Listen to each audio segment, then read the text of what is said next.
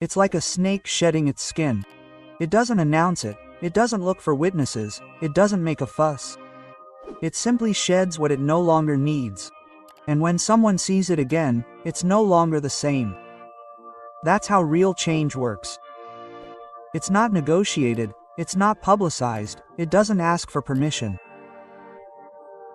Stoicism understands this better than anyone, because it knows that strength lies not in shouting about what you're doing, but in silently supporting it day after day without needing others to validate it. In a world where the majority is constantly showing off every step for applause, choosing to change silently is an act of rebellion. It's like walking off stage while everyone is waiting to see you perform and working behind the scenes until your new version is ready to impose itself without a word. Because real change doesn't seek to impress, it seeks to transform. He does not seek to convince those who doubt you. He wants their doubts to be insignificant. Here, it is not about hiding, but about protecting your process, understanding that external noise is intoxicating and that every foreign gaze is a potential interference in your progress. That is why silence becomes your strength, discipline your shield, and consistency your sword. It is the Stoic voice to change without asking permission, without seeking approval, and to build a life so solid that neither opinions, nor criticism, nor provocations can move it. If you decide to stay, you will discover how to transform this silence into your greatest power. Because when you learn to transform your life from the inside, the world does not need to hear you to realize that you are no longer the same. 1. Live your change without announcing it. It is like lighting a fire in the middle of the night and not telling anyone. Only you are the one who burns. Only you feel the heat. And while darkness reigns outside, the flame grows within you. This is how you experience your change without announcing it. You do not seek out spectators because you understand that the presence of others often brings opinions you do not need, judgments you did not ask for, and distractions that can extinguish what is just beginning to ignite. When change is true, it does not need signs, it needs roots, and these roots grow stronger far from the noise. Living your change without announcing it means stopping looking for witnesses for every step. Most people announce their intentions before they even lift a finger, thinking that by saying so, they have already made progress. But the Stoic knows that words without action are smoke. Every time you tell people what you are going to do, you open the door for others to give their opinions, ask questions, or even sabotage your process. Silence, on the other hand, gives you freedom. You don't have to explain why you stopped going to certain places, why you changed your routine, or why certain people are no longer part of your life. You just do it. This type of change requires self-control because there is a natural impulse to seek recognition. We want the world to know that we are improving, to see that we are no longer the same, but this need to show it weakens the process. Stoicism teaches that true transformation does not happen to impress, but to align with oneself. When you live your change in silence, you learn to support it without depending on external validation. Furthermore, this approach filters out the people who truly perceive your evolution. Not because you told them, but because they notice it in the way you are, in the way you speak, in the way you act. Change that is experienced and not announced is harder to attack because there is no clear target for criticism. Those who want to hold you back don't know what to point out because your progress isn't a show. It's an internal reality that inevitably reflects itself. In practice, living your change without announcing it means getting up every day with the discipline to keep your commitments to yourself, even if no one knows about it. This means that if you learn something new, you don't have to advertise every single step you make. And if you give up a habit that was hurting you, you don't need to make a speech about it. Your life speaks louder than your words, and that silence that may seem mysterious to some is a protection for you. In a world where everyone is rushing to show off what they're doing, choosing the opposite path is an act of power. It's like training in the dark to one day emerge into the light with a strength that no one expected. You're not trying to surprise, but you inevitably will, because change that isn't shouted about is built with more consistency, more truth, and more determination. When you get there, there will be no need to announce it, because your very presence will tell the story. Break the bonds that drain your energy without warning. A boat does not sink because of the water that surrounds it, but because of the water it lets in. And in life, these leaks do not always come in the form of great betrayal or direct aggression. They often come in the form of relationships, routines, or commitments that seem harmless but that gradually fail. They do so with conversations that always end in complaints, with people who only appear to ask and never to give, with situations that repeat themselves over and over again, leaving you more and more tired. And there comes a time when you understand that if you continue to allow this constant entry of water, your boat will not reach any port. Breaking these bonds without warning is not coldness, it is intelligence. Emotional. Stoicism teaches that your energy is limited and should be directed toward what truly matters. When you warn or try to explain why you're walking away, you often open the door for the other party to try to manipulate you, convince you not to leave, or promise changes that will never happen. In the process, you exhaust yourself all over again. That's why acting silently isn't cowardice, it's breaking the cycle before it drags you back in. People tend to justify their exits so they don't look like the bad guys. But that need to justify yourself is another bind in itself. It forces you to hang in there, to give explanations that the other person will use to counter-argue. The Stoic understands that they don't need anyone's permission or approval to protect their peace. If something is draining your energy, you already have reason enough to let it go. That's all it takes.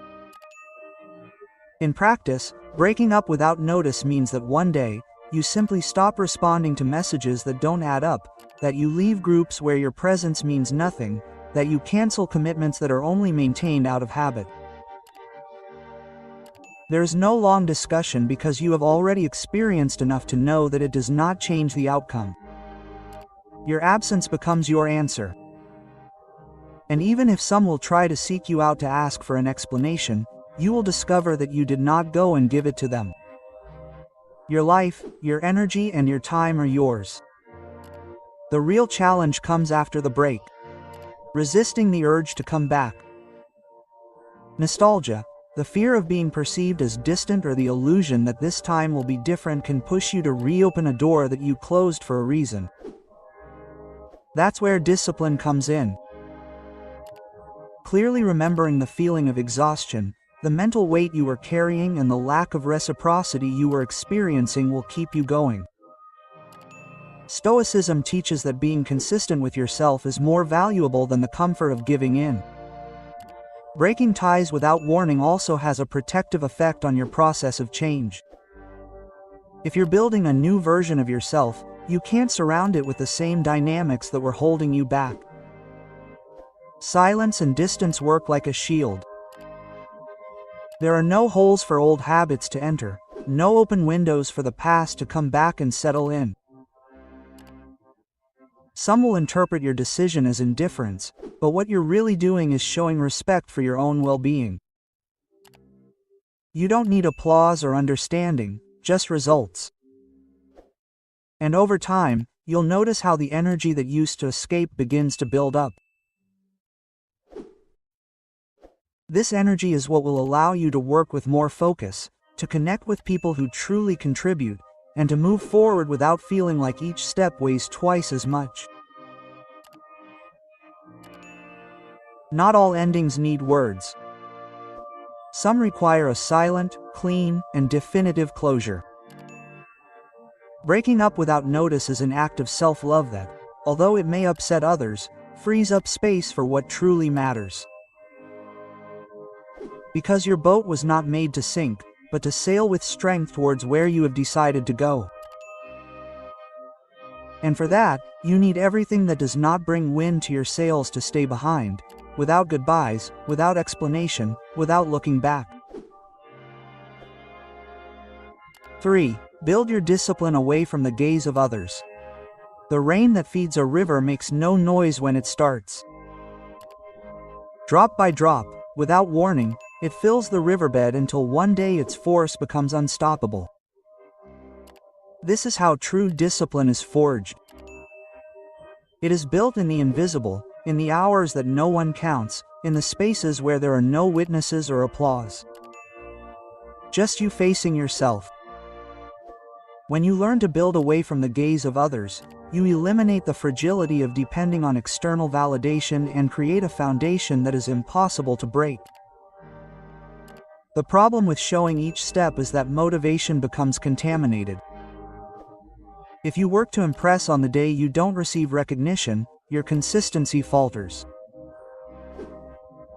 Stoicism teaches that the most valuable commitment is the one that doesn't need to be seen to exist. Discipline is a silent pact. You do what you say you will do, even when no one is watching, even when it would be easier not to. This consistency with yourself is what gives you power. Building in silence protects you from two dangers: vanity and the influence of others. Vanity, because if your fuel is praise, you will end up measuring your worth by applause. The influence of others, because by exposing your process, you leave room for criticism, comparisons, or unsolicited advice that can distract you. When you practice away from the noise, you work at your own pace, without the pressure to show immediate results. In practice, this means getting up before the rest of the house to practice without anyone knowing, reading every day without publishing it, studying without waiting for others to notice. Working on a project without feeling the need to announce it makes the habit part of your identity, not a spectacle. Each rehearsal you do in private reinforces your commitment and increases your mental resilience. This type of discipline becomes a shield against inconsistency. When motivation wanes, you don't collapse because your habit wasn't born of impulse, but of decision. The Stoic knows that willpower isn't always there, but discipline doesn't depend on desire. It depends on accomplishing what needs to be done, no matter what your mood is at the time. Plus, working away from the gaze of others allows you to focus on quality, not appearance. You don't try to impress others with what you do. You try to truly improve. Every day, you accumulate small, invisible victories that, over time, add up and create a transformation that no one can ignore. And when the results show, you won't need to say that you worked hard. Your way of life will be the proof. This approach also eliminates constant comparison. You don't worry about whether someone else is progressing faster or if their achievements are more visible. The only parameter that matters is your own growth. This mindset reduces anxiety and increases consistency because you stop looking to the sidelines and focus on your own path. Silent discipline is a form of freedom. By not depending on external recognition, you become immune to the lack of applause and resistant to criticism. No one can stop what they don't know about. No one can sabotage a breakthrough they didn't see coming. That's the advantage of training in the shadows. When you appear, it will be with a force that will surprise everyone. Like the rain that formed the river, your discipline will grow without the world noticing until one day, without the need for words, your presence and your results will speak for you. And when that moment arrives, you will understand that the true value was not in the fact that others saw it, but in the fact that you were able to maintain it when only you knew it was happening. 4. Grow silently and without seeking approval. The seed does not ask if it is okay to germinate. It simply does. It does not seek permission. It does not wait for praise. It does not need someone to tell it that it is on the right path. It grows silently, and one day, when it is closed, no one can deny that it has changed. Your development should be the same, an intimate process without the need for validation or recognition from others, because the approval of others does not nourish strong roots. The problem with growing up by seeking recognition is that your progress stops being dependent on you and starts being dependent on the reactions of others.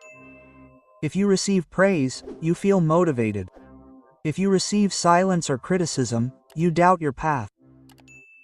Stoicism teaches that virtue and real progress must be sustained by themselves, not by the echo of applause. When you become accustomed to validating your process through external approval, you cede control of your growth to criteria that are not always fair or consistent with you. Growing in silence does not mean isolating yourself from the world or hiding who you are. It means prioritizing building over showing off. It means directing your energy toward taking firm steps, not setting the stage for others to see. Every effort invested in impressing is energy you are not devoting to improving yourself. And every moment you spend waiting for approval is time you could be using to move forward. In practice, this principle translates into working toward your goals without the constant need to share every bit of progress. If you learn something new, you don't turn it into a public display.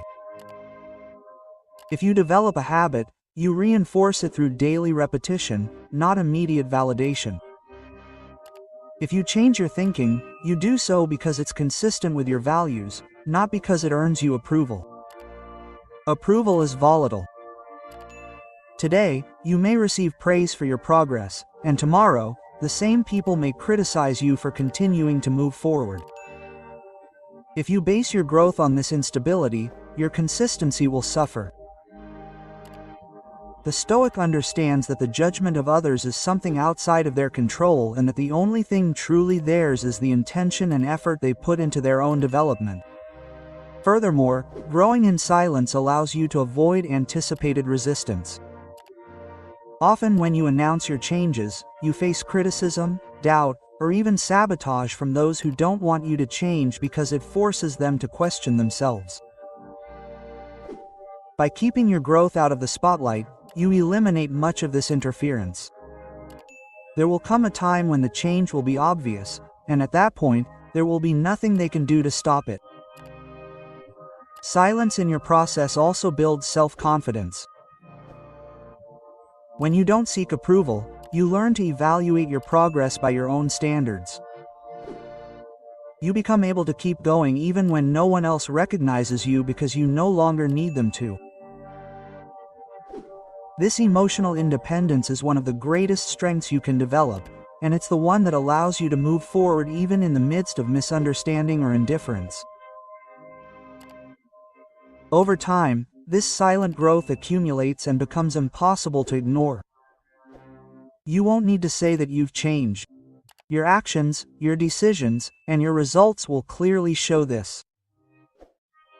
And best of all, you won't have the anxiety of waiting for recognition because you'll have learned that your true reward is being consistent with yourself. Like the seed that sprouted without asking permission, your growth will be a fait accompli.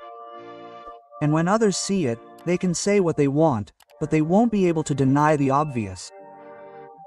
You grew because you decided to do so, not because someone applauded you. That's the kind of change that lasts. 5. Respond calmly, not impulsively. The storm doesn't destroy those who learn to walk in the rain without running. Keeping calm when everything around you is in turmoil is an art that few people master, but that Stoicism transforms into one of its most powerful weapons. It's not about feigning indifference, but about consciously deciding that you're not going to give control of your emotional state to what's happening outside of you. Impulse is very fraught. It comes quickly, burns in seconds, and demands immediate action. It's that response that seeks to defend your pride, to have the last word, or to hit harder than the other person. The problem is that the moment you give in to that urgency, you're letting your reaction be dictated by emotion, not reason. And emotions, while human, don't always make the best decisions. Responding calmly means choosing your moment. It's allowing space to think, even if it's just a few seconds before you open your mouth or move a finger. It's not passivity, it's strategy. While others go with the flow, you choose to ground yourself and wait for the water to clear before you act. This brief pause is the difference between making a problem worse and solving it. In everyday life, this translates into learning to stop before responding to a message that bothers you, not responding immediately when provoked, and taking a breath before giving your opinion in the middle of a heated discussion. It may seem simple, but it requires discipline because your mind will always want the immediate gratification of winning the confrontation without thinking about the consequences. Stoicism teaches that provocation loses its power when it doesn't get the reaction it seeks. Those who try to pull you off your center disarm themselves when they see that they can't. This serenity, far from being a sign of weakness, generates respect and, more importantly, it gives you total control of the situation. Because calmness allows you to see angles that impulse never lets you see. Responding calmly also strengthens your credibility. An impulsive reaction can destroy others' perception of you. But a firm and measured response conveys authority. It's not about not feeling anger or frustration, but about not allowing your emotions to dictate your behavior. The practice requires constant training. At first, you may fail many times, but each time you succeed in curbing the impulse, you will shape your character. And there will come a time when reacting calmly will be your natural response without conscious effort. This emotional control not only protects your peace, but gives you an advantage. While others exhaust themselves in meaningless arguments, you move forward with clarity, choosing your battles and deciding how and when to act. That is true victory. Not the victory of the one who shouts the loudest, but the victory of the one who directs the course of the situation with a calm mind and a firm heart. Because in a world that responds to fire with fire, the one who masters calm becomes the master of fire. 6. Remain undaunted by all provocation. Mountains do not bend before the wind. They may be subjected to furious gusts, storms that last for days, or the brunt of the most intense cold, but they remain firm, immobile, masters of their place. This is how your mind must be in the face of provocation. A solid ground that does not yield, a fixed point that does not respond to the whims of external forces. Remaining unperturbed is not being indifferent. It is deciding that your balance is not for sale. Provocation is a test of control. It is not always direct. Sometimes it comes disguised as jokes, ironic comments, subtle criticisms, or a calculated gesture to arouse your reaction. Its goal is almost always the same: to get you out of your center, to make you lose control of yourself, and to act according to the rules of the other. When you fall into this game, you cease to be the master of the situation and you become a pawn that others can move. Stoicism teaches that the external does not affect you for what it is, but for the meaning you give it. Offense only becomes offense when you accept it as such. Provocation only achieves its goal when you decide to respond with emotion. Understanding this is essential. Calmness is not a lack of character. It is strength in its purest form.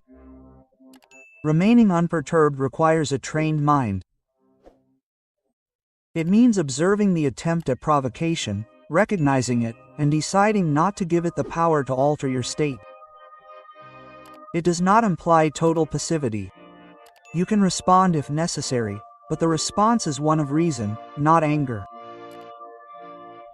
And often the best response is silence, because there is no greater defeat for the provoker than not getting the reaction he hoped for.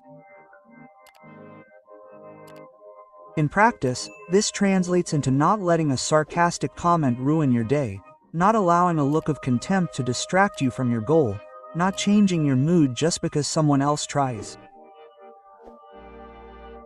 It's learning to stick to your plan even when there's noise around, like an archer who doesn't lose his target, even when the audience is shouting to distract him. The real challenge lies in provocations that touch on the personal side. That's where most people give in. However, the Stoic understands that reacting explosively gives the other person the satisfaction of having controlled their internal state. And someone who learns to resist this temptation demonstrates that their peace does not depend on what others say or do. This kind of strength has a powerful effect. First, it reduces the number of attempts at provocation because it quickly becomes clear that it doesn't work with you. Second, it increases the respect others have for you because calmness under pressure is seen as a sign of authority. And third, it protects your energy because you don't waste it on unnecessary confrontations. Practicing imperturbability doesn't mean isolating yourself from emotions. It means choosing when and how to express them. It's understanding that not all battles deserve your attention, that some exist only to steal your time and focus. The more you practice this skill, the easier it becomes to recognize emotional pitfalls and avoid them. Ultimately, being imperturbable in the face of provocation is an act of personal sovereignty. It's telling the world that your emotional state is non-negotiable, that your actions are not dictated by someone else's impulse, and that your inner strength is not conditioned by external noise. Like the mountain that stands firm against the wind, you stand tall. Without bending, without letting anything pull you from your center. Because there, in that unshakable stability, lies true freedom. 7. Free yourself forever from the need to justify yourself. The sun does not explain why it rises each morning. It does not withhold its light to provide reasons. It does not ask permission to shine, nor does it adjust its path to please those who prefer the shadows. It simply fulfills its function, and that is enough.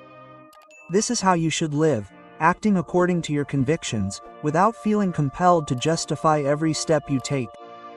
Because the constant need to explain yourself is not a courtesy, it is an invisible chain that binds your life to the judgment of others. The search for justification arises from a deep desire to be accepted.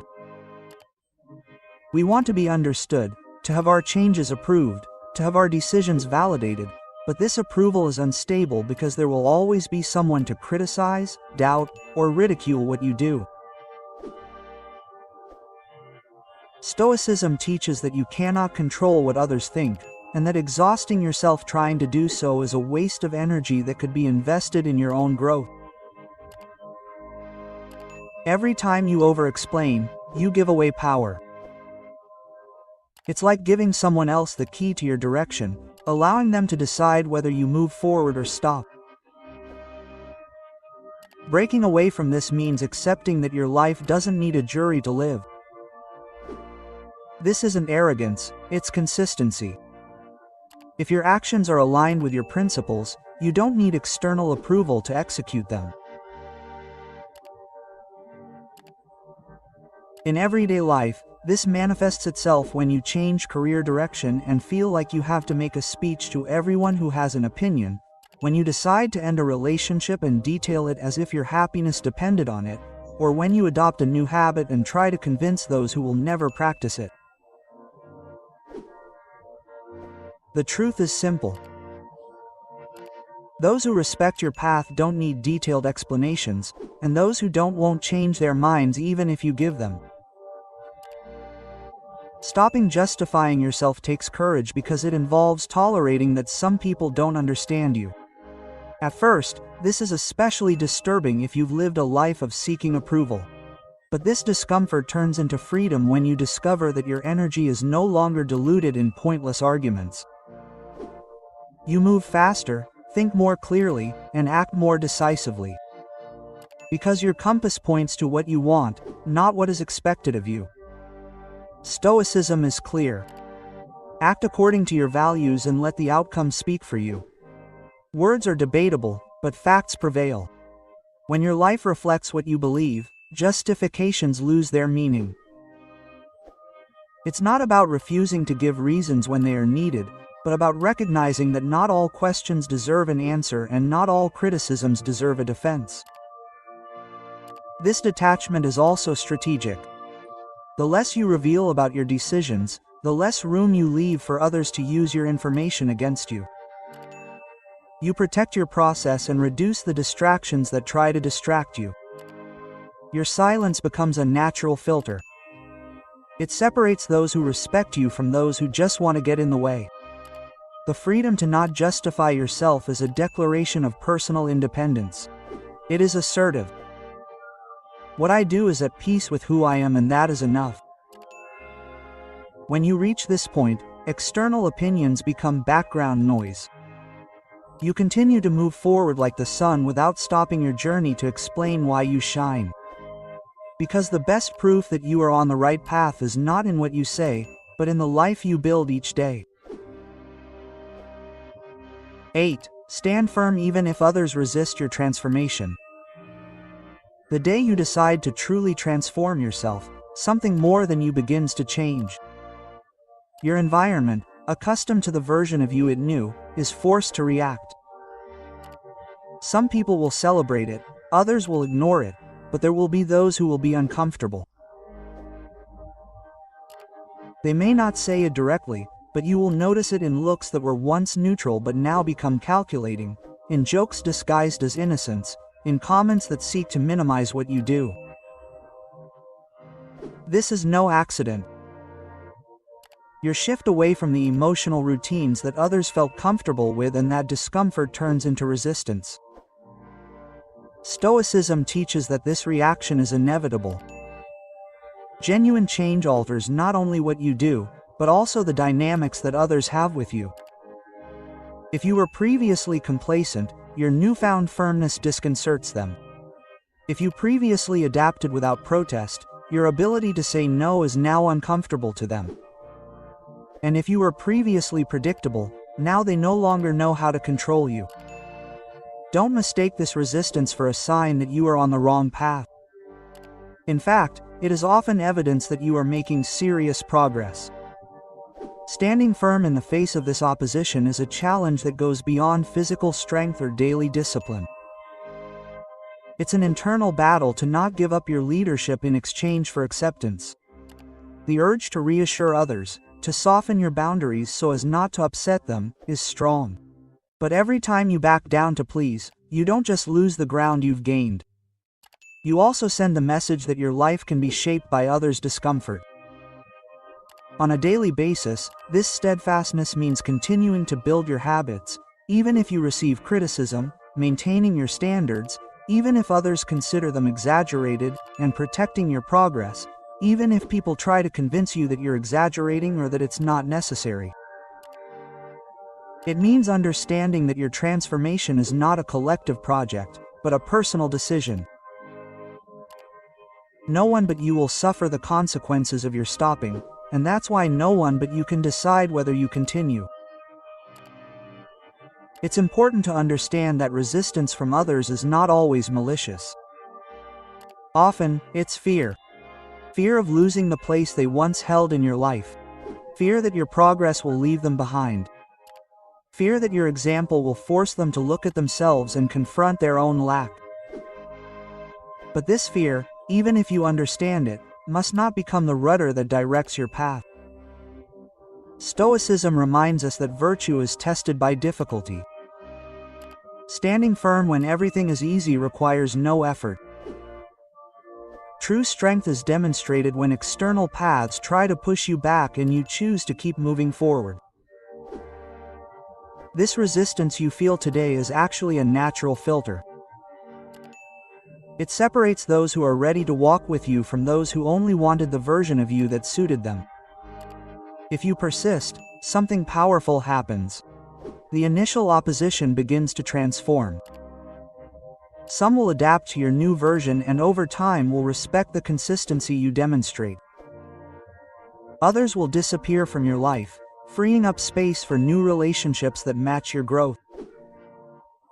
And even if you don't always receive explicit recognition, the lack of control they have over you will be a victory in itself. Standing firm doesn't mean being inflexible about everything, but having clarity about the parts of yourself that are non-negotiable. It means standing by your values and your direction, even if the wind blows against it. Because your transformation doesn't need approval to be real. It's validated with every step you take, even if those steps disturb others. In the end, what matters is not how many people applaud you, but that you can look at yourself knowing that you didn't back down for fear of upsetting them. That's true freedom. Moving forward without asking permission, standing firm as a rock in the midst of the storm, and building a version of yourself that neither external resistance nor internal doubt can topple. Thanks for staying until the end of the video. If you watched it all, comment "I am a Stoic" as our secret sign that you are a true learner of Stoicism. Don't forget to subscribe and like the video if you enjoyed it. See you in the next video, and remember, keep cultivating your Stoic mindset. Your worst enemy doesn't live outside, it lives inside your head. It's that voice that tells you you can't, you're not enough, it's not worth trying. And here, you have to decide. Either you stay and listen to it until it destroys everything you could have been, or you stay here with me and learn how to ground it once and for all. I'm not going to talk to you softly because life doesn't do that. I'm going to tell you things like they are. If you don't take control of your mind, someone or something else will. And trust me, you won't like where it gets you. Stoicism isn't a set of pretty phrases for Instagram. It's a discipline that builds character, eliminates excuses, and trains the mind to weather the storm without losing its bearings. You won't find empty motivation here. You'll find tools that have survived centuries because they work, because they're made for people who don't want to be victims of their own minds. If you decide to stay, you'll learn to think positively without lying to yourself, to turn defeat into strength, to protect yourself from what drains you, and to ignite a spark that inspires even in the midst of chaos. This isn't a feel-good conversation for a moment. This is a call to action. Stay and let every word you hear today be a direct blow to your old self. 1. Shut down the voice that sabotages you. It's like having an uninvited tenant living in your head. It doesn't pay rent, doesn't respect your space, and worse, is dedicated to destroying everything you're trying to build. This tenant is your negative inner voice, the one that always finds a way to ruin the perfect moment with a short, deadly phrase like, "You're going to fail," or, "This isn't for you." If you don't confront it, you'll end up adapting to living in a crumbling mental house, believing that's the way it has to be. But here's the truth. That voice isn't you. It's an echo of past fears, old failures, foreign opinions that you've unknowingly let in. Stoicism teaches that you can't control what happens to your mind, but you can decide what stays. The first step in grounding that voice is learning to observe it as something external, not as part of your identity. Every time it appears, don't react immediately. Stop and ask yourself, is this a fact or just a distorted interpretation? This simple act of questioning is like turning down the volume of that voice until it stops being a scream and becomes an insignificant whisper. But it's not enough to ignore it, it must be replaced. The empty mind doesn't stay empty. It's always looking for something to fill it with. So start feeding your inner dialogue with thoughts that strengthen you. It's not about repeating sweet phrases to calm you down, but reminding yourself of truths that keep you grounded. Simple examples like, "I can handle this. This is an opportunity to grow," or, "I'm not the same person who failed yesterday," work because they don't try to deny it, but but remind you that you have control over your response. In practice, this translates very clearly. Whenever the voice attacks you, respond with facts, not excuses. If it says, "You can't," remind it of the last time you succeeded against all odds. If it says, "You're going to fail," respond to it, "And if I fail, I'll learn and come back stronger." At first, this will seem forced, but with repetition, the mind begins to believe what it keeps hearing. The Stoic doesn't try to eliminate pain or doubt. He seeks to use them as tools. Marco Aurelio knew this when he said that the mind adapts and converts any obstacle to its own use. Killing the voice that sabotages you doesn't mean you'll never hear it again, but that when it does appear, it will no longer have the power to stop you. To practice, use the technique of active observation. During the day, identify at least 3 moments when this voice appears. Write them down. Not to get stuck in them, but to expose them to the light. Because what is named loses strength. What is confronted weakens. And most importantly, surround yourself with people and environments that don't nurture this voice. There's no point in practicing in silence if you then return to a place where criticism, negativity, and pessimism are the norm. Protect yourself, set boundaries. Take care of the space where your mind breathes. Ultimately, breaking this path is not a one-day act, it is a daily battle. But every time you choose not to listen to it, every time you respond forcefully instead of surrendering, you gain ground, and the day will come when that voice will cease to be the ruling tenant in your mental house and become a powerless whisper, doomed to oblivion. Live in the present with all your attention. Think of an archer who becomes distracted just before releasing the arrow. His attention is focused on the last shot he missed or the pressure of what will happen if he misses again. At that moment, the arrow loses its power and the target becomes a distant illusion. That is how your mind works when it is not in the present. You lose precision, you lose strength. You lose the opportunity to hit where it really matters. The past is no longer in your control. The future has not yet materialized. Your only real battlefield is this moment. Stoicism is adamant about this. The present is all you have. Every thought about the past or the future is energy you give away without getting anything in return. Living in the present does not mean ignoring what has happened or ceasing to plan for what is to come, but using these 2 dimensions as references, not prisons. The past to learn from, the future to guide, and the present to act.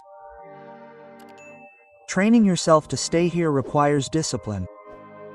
First, detect when your attention leaks. Maybe you are working and your mind is reliving an uncomfortable conversation from yesterday.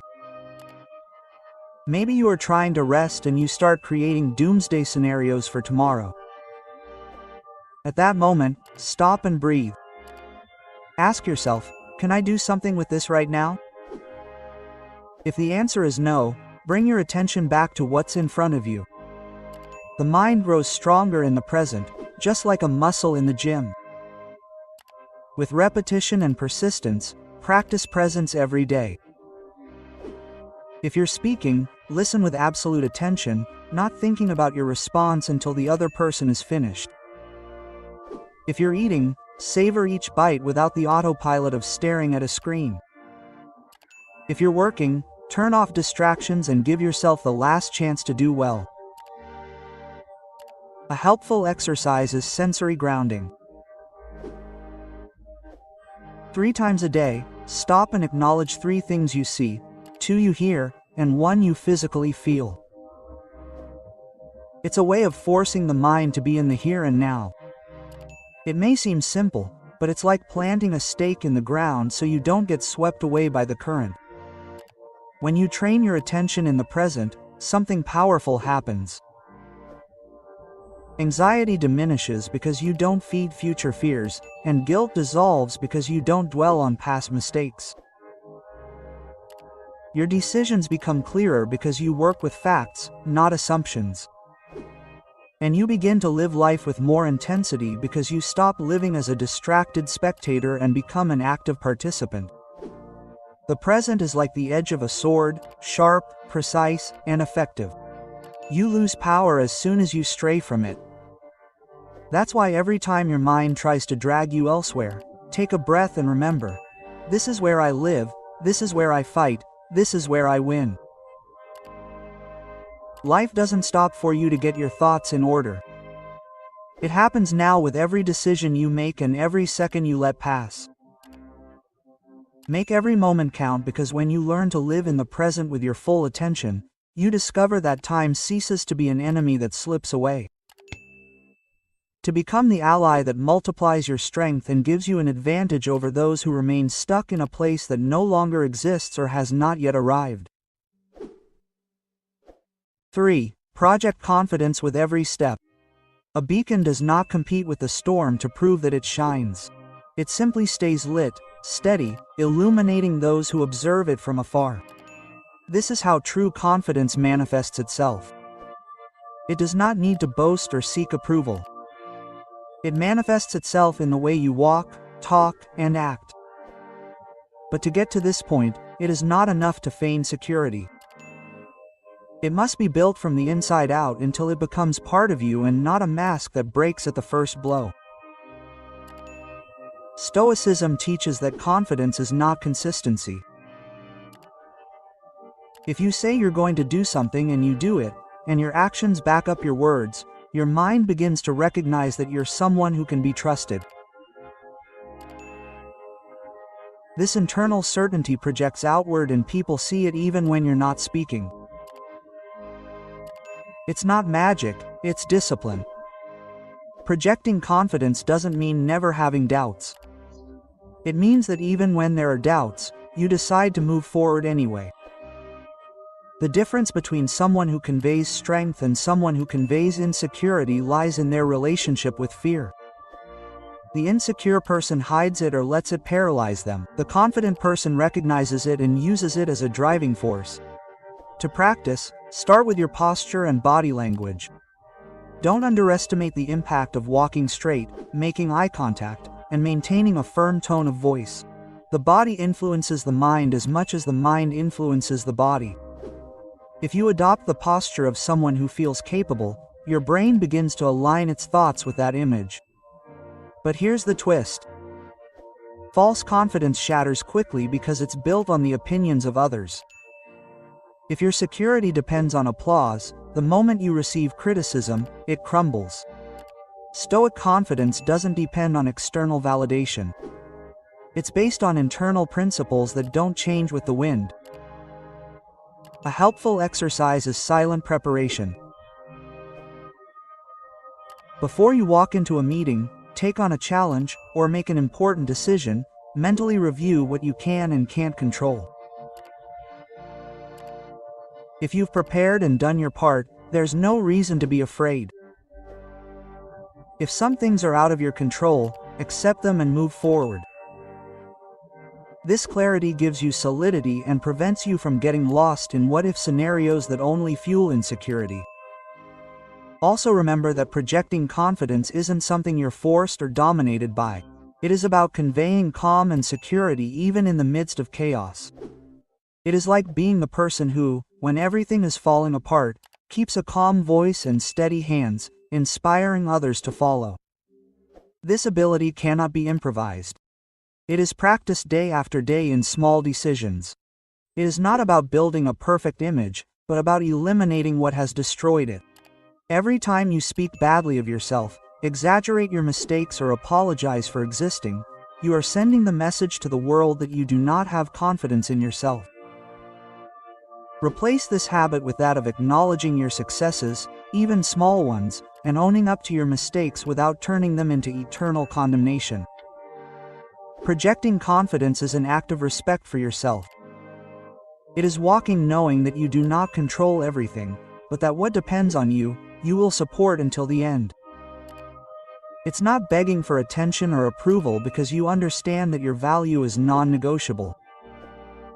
It's being the beacon that shines without shouting to all who see it. When you do that, something changes. People start treating you according to the energy you project. And if your energy says, "I know who I am and where I'm going," you'll attract opportunities, respect, and alliances that never come to those who doubt every step they take. Because in a world full of insecurity, authentic confidence is a magnet that few can ignore. 4. Turn every defeat into your teacher. Hitting the ground isn't always the end. Sometimes it's the echo that reminds you that you're still alive and can rise up differently than the way you fell. Defeat has this double face. It can sink you if you take it as a sentence, or it can lift you up if you treat it as training. It all depends on whether you choose to have it as an enemy who humiliates you or as a teacher who demands that you learn. Stoicism does not pretend that you are ignorant of the blow. Feeling pain, frustration, or anger after a defeat is natural. Pretending that nothing happened only traps you in a lie that will eventually break. True strength comes when, even with your pride wounded, you have the composure to ask yourself, "What can I learn from this?" This question opens a door that most prefer to keep closed, because it involves acknowledging that there is still much to improve. Every defeat brings with it valuable information. It is there, hidden between the mistake, the oversight, or the bad decision that led you to lose. If you only hold on to the feeling of failure, you waste that information and, worse, you repeat the pattern over and over again. The Stoic understands that defeat is not punishment, but brutally honest feedback. To extract the lesson, first accept what happened without making excuses. Acknowledging your responsibility doesn't mean constantly blaming yourself. It means identifying what you did, what you didn't do, and how you can act differently next time. Without this clarity, history will repeat itself. The next step is to analyze the situation while your memory is still fresh. Writing down what happened helps you see details that went unnoticed at the time. Don't count on remembering the lesson months later. The mind tends to soften memories and justify mistakes. Then, figure out how to apply what you learned as soon as possible. If your defeat occurred in a negotiation, use the lesson at the next opportunity, even if it was a small one. If it occurred in a personal relationship, adjust your behavior in future interactions. Waiting too long to apply what you learned causes the lesson to grow cold. It's also essential to take care of your mental environment after a loss. Surround yourself with people who challenge you to improve, not those who simply feed your self-compassion or anger. Defeat is hard enough. You don't need voices to push you further down. Remember, there's no growth without friction. Every fall is like a rough stone. If you work on it, it gets polished. If you abandon it, it erodes and is lost. The Stoic doesn't seek to avoid the discomfort of loss. He uses it as part of the process. That's why, while others run away from defeat, he stays to dismantle it piece by piece to extract what's useful. Adopting this mindset transforms your relationship with failure. It stops being a wall that blocks you and becomes a ladder that propels you forward. This doesn't mean you lose the desire to win, but that every time you fail, you use the experience to increase your chances next time. When you manage to see your defeats as teachers, you will stop fearing them. You will understand that each blow brings with it a lesson that, if you take it seriously, will make you more precise, more resilient, and more aware. And in a world where most avoid facing their downfall, you will be one of the few who will use it to rise higher than before. 5. Surround yourself only with those who push you forward. Walking with extra weight doesn't just slow you down. It also drains your energy before you reach your goal. Some people are like those backpacks full of rocks that you didn't even know you were carrying until you decided to let go. Not all company is beneficial. Some drain your strength, sabotage your progress, and extinguish any spark of motivation you have. And if you want to go far, you can't afford to carry them. Stoicism teaches that your environment shapes your character. You can have a strong will, but if you constantly breathe air polluted with negativity, complaining, and mediocrity, sooner or later, you'll end up dead. It's not a question of weakness, it's a question of influence. The people around you can be fuel or poison to your spirit. Surrounding yourself with those who push you forward means consciously seeking out relationships that challenge you, demand that you be better, celebrate your successes, and when you fall, don't pull you down with them but reach out to pick you up. These types of people aren't always the most comfortable to have around because they don't let you stay in your comfort zone, but that's precisely what makes them valuable. The first step to doing this is to identify those who are close to you and how they affect you. Take an honest assessment. After spending time with someone, do you feel motivated or drained? More confident or full of doubt?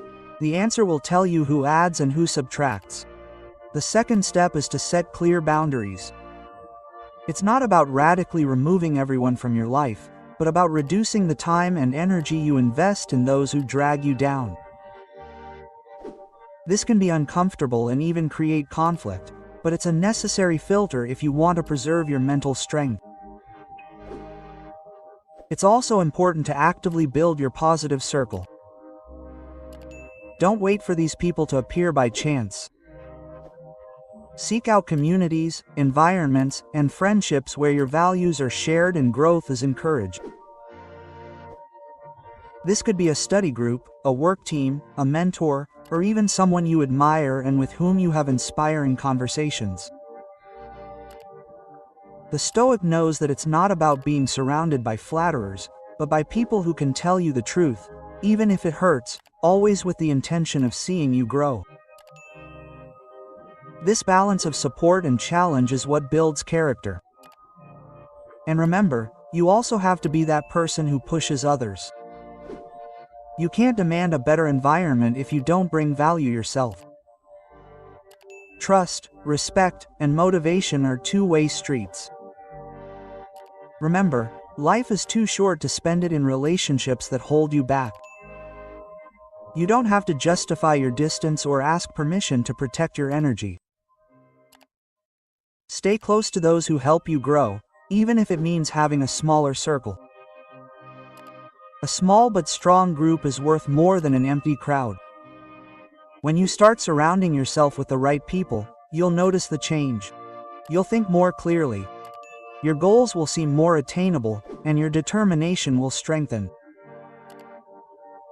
Because when the energy around you is pulling in the same direction as you, every step you take stops feeling like a solitary battle and becomes a solid advance toward what you seek. 6. Break the beliefs that hold you back. Some chains aren't made of metal. They're ideas you've been carrying around for years. They don't weigh you down, they weigh you down in your mind. And the most dangerous thing is that many of them aren't even yours. They were imposed on you when you were too young to question them. Phrases like, "You're not enough," "This dream isn't for you," or "You're always going to fail," have become embedded in your thinking and now dictate what you believe is possible. If you don't break these chains, everything you do will be limited by an invisible ceiling. Stoicism teaches that we can't be free if our decisions are controlled by false or inherited beliefs. The mind needs space to act with clarity, but that space shrinks when you fill it with thoughts you've never questioned. That's why the first step to freeing yourself is to identify those beliefs. Ask yourself where this idea came from. Is it a fact or just an opinion I've repeated so many times that I've come to believe it? Breaking beliefs isn't a one-day act. It's a constant process of confrontation. It means challenging what you've always taken for granted and being willing to discover that many of your truths were just mental walls. This process can be uncomfortable because these limiting beliefs feel familiar and secure. But false security is the greatest enemy of growth. A Stoic tool for doing this is written reflection. When you spot a limiting belief, write it down. Then, write down evidence that contradicts it. You may think you're not good at public speaking, but remember all the times you've communicated something clearly in important conversations. This register weakens the strength of the belief and opens up space for new possibilities. Another strategy is to expose yourself in a controlled way to what you fear. If a belief says you can't do something, confront it with small actions that challenge it. Change doesn't happen by waiting until you feel ready.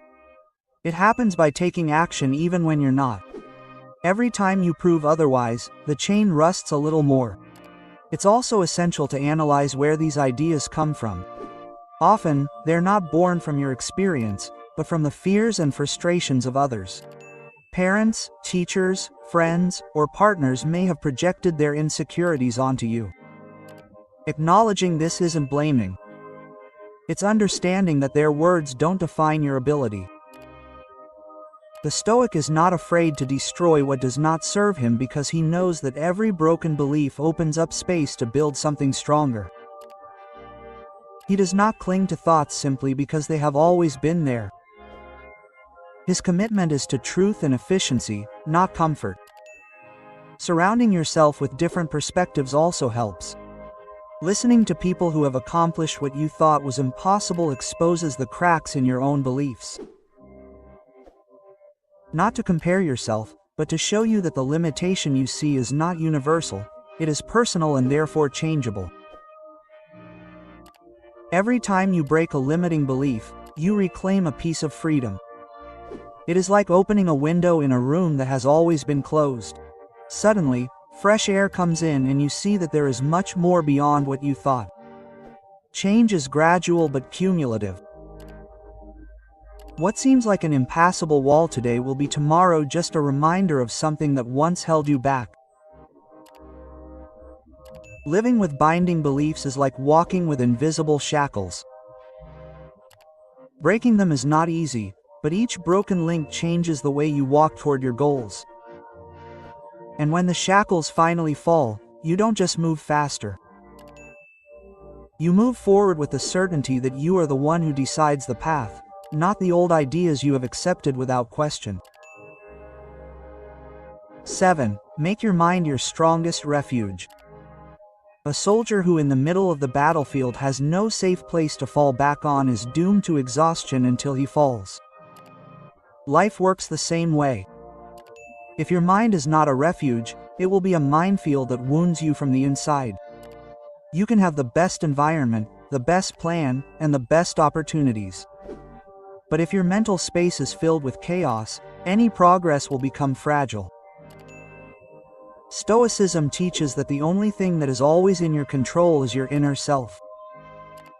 No matter how hostile the outside world may be, you can remain calm if order and clarity exist within you.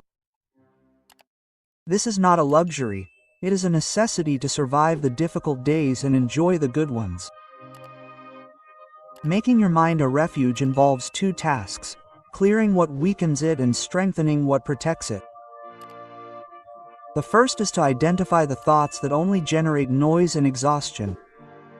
Ask yourself, is this thought helping me to act or is it merely paralyzing me? If it is the latter, it does not deserve to take up space.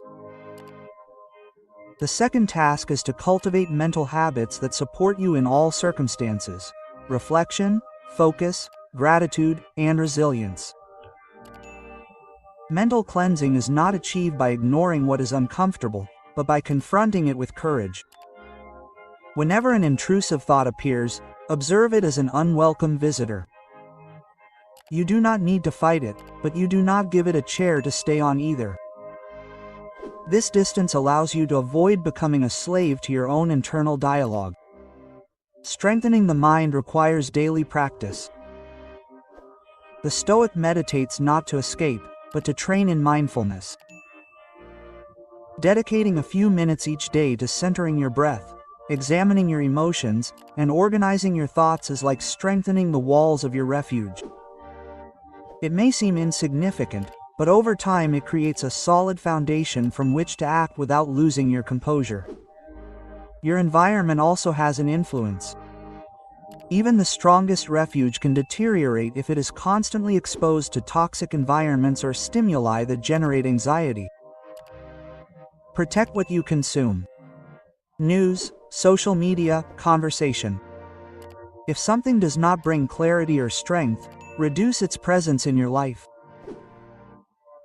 Making your mind a refuge means that when everything outside is uncertain, there is always direction within you. This does not mean being cold or insensitive, but having space or processing reality without letting it crush you. It's like having a command room in the midst of a storm. Outside, there's chaos. But inside, strategies are being developed with calm and determination. A helpful exercise is to create personal grounding affirmations. These aren't empty phrases but reminders of principles you've chosen to guide you. For example, I don't control what happens, but I do control my response, or my calmness and strength. Repeating them in critical moments helps keep you centered. The difference between someone who collapses and someone who resists isn't always the magnitude of the problem, but the strength of your inner refuge. And that strength can't be improvised when a crisis hits. It's built on quiet days with discipline and consistency. When your mind becomes your strongest refuge, you no longer desperately seek an external place to save you. You become your own support, your own guardian. And in a world where so many people depend on what's outside to feel at peace, being able to find that peace within yourself is one of the greatest advantages you can have. 8. Ignite the spark that inspires others. Walking tall, even in the midst of a world that's falling apart, is a silent statement of strength. It's not about challenging everyone with words, but demonstrating with every action that consistency is the norm and that your determination is not dependent on circumstances. It's the spark that inspires, an internal fire that doesn't seek approval but inevitably illuminates those who see it burning. Stoicism teaches that true influence comes not from words, but from examples. When you live by your principles, you project a message that doesn't need to be explained. People perceive it in the way you carry yourself under pressure, in the calm with which you act in the midst of chaos, in the steadfastness you maintain when everything around you seems to stand still. Lighting that spark starts with igniting yourself. You can't motivate others if you live in contradiction by preaching what you don't practice. Consistency between what you say and what you do is the fuel that keeps the fire alive. If you champion discipline, let your routine be an example of it. If you speak of resilience, let your response to defeat be proof of what you preach. Inspiration isn't perfection. Showing your scars, admitting that you've fallen, and sharing how you got back up connects far more than pretending to be invulnerable. People aren't drawn to a flawless image, but to the reality of someone who faces their battles and stays standing. Protecting your spark means taking care of your energy. Just as a fire needs oxygen, your mind and soul need space to grow stronger. If you surround yourself with toxic environments, people who extinguish your motivation, or habits that drain your vitality, sooner or later, the flame will fade. Choosing wisely what you consume, where you invest your time, and the conversations you participate in is part of keeping that fire burning. Igniting others doesn't always require grand gestures. A timely piece of advice, an example of integrity, or a firm stance in times of uncertainty can make a difference to someone silently observing you. Often, you won't know who you've inspired, and that's okay. The goal isn't to receive recognition, but to create real change. All of the previous lessons prepare you for this moment. Kill the voice that sabotages you, live with presence, project confidence, learn from falls, surround yourself with those who push you, break limiting beliefs, and make your mind a refuge. All of this builds the character needed to ignite that spark and keep it alive. The impact you can create is greater than you can imagine. You may never see the full impact of your actions, but that doesn't make them any less valuable. Consider the possibility that one word from you, one action from you, could be the starting point for someone else to decide to change their life. That's the kind of influence that lasts. Don't wait for perfect conditions. Don't wait until you feel ready. The spark is ignited now the moment you decide to live so firmly and authentically that your very presence invites others to ignite theirs. And when that fire burns brightly, you won't need to tell anyone to follow you. They will simply do so because the light always attracts those who seek a path. Thank you for staying until the end of the video. If you watched the whole thing, comment "I am a Stoic" as our secret sign that you are a true learner of Stoicism. Don't forget to subscribe and like the video if you enjoyed it. See you in the next video, and remember, keep cultivating your Stoic mind.